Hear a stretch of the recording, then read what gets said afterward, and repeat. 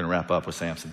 It's just incredible. See, life, I showed you before, like this book, it's so much more about marriage. All the marriages, it's just a couple pages, maybe 5 pages total out of all of these pages, because this book is about another relationship. You're living in a narrative, listen closely, you're living in a narrative that's another relationship. That's the ultimate relationship. It's why you're breathing. It's why you're alive. This is why you're here. This other relationship that you would right now, today, before you leave here, be rightfully married in right relationship with Jesus Christ, who gave his life for you. And so we look at Samson and God says, hey, I want you're going to be born to save my people, but he was an imperfect savior.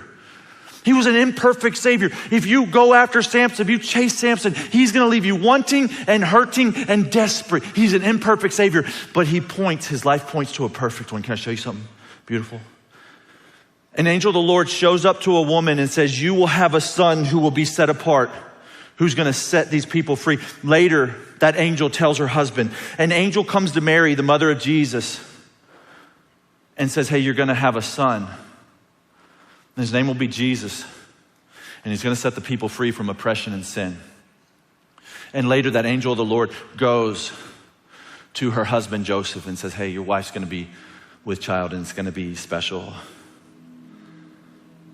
Samson was born to set God's people free from the rule of evil in the land. Jesus came to set us free from sin and death.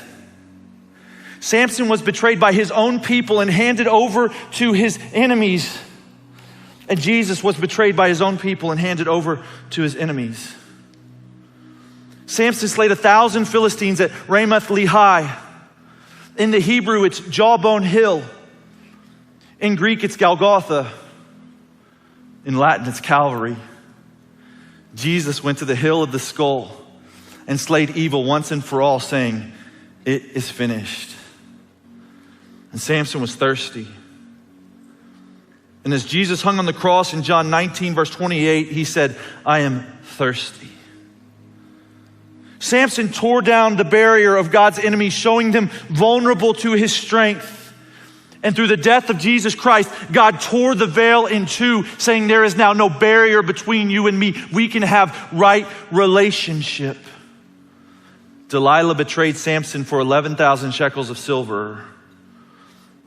From each person, Judas betrayed Jesus for 30 pieces of silver.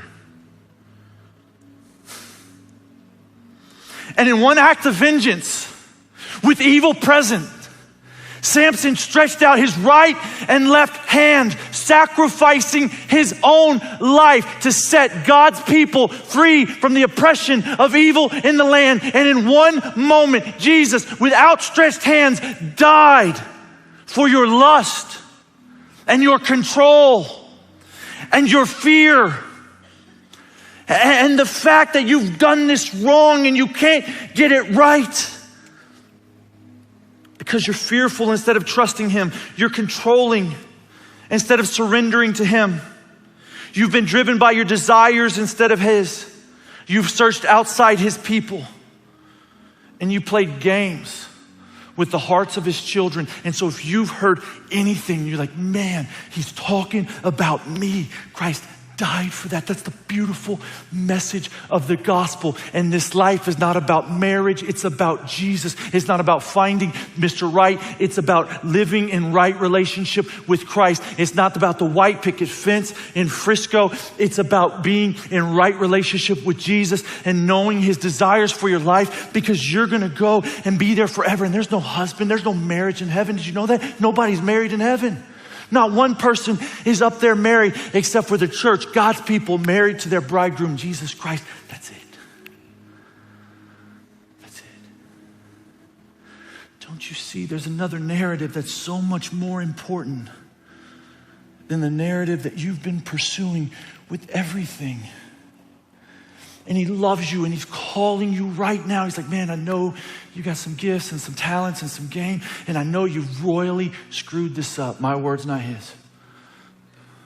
But I died for that. And I love you so much.